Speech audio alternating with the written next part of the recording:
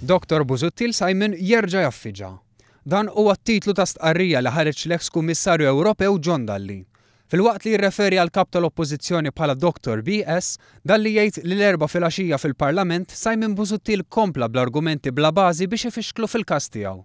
Dalli sostna li dawn l-attakki saħħu s-suspett li Busuttil u parti mill-frodi li twettqet kontrih. Fl-istess waqt staqsek fl-2004 Busuttil kienx parti minn dak li sejjaħ l-ewwel frodi li twettaq kontrih.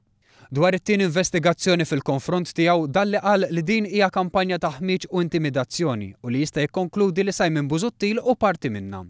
Qal li Busuttil messu jaf għax iddikjara li jifhem f'kollox li l-aġir ta' Kester huwa ksur tal-konfidenzjalità li hu marbut biha, imma Busuttil immuta quddiem dan kollu. L-istess kif immuta wara l-istqarrija li Silvio Zammid ġie offrut proklama biex jikdeb kontrih.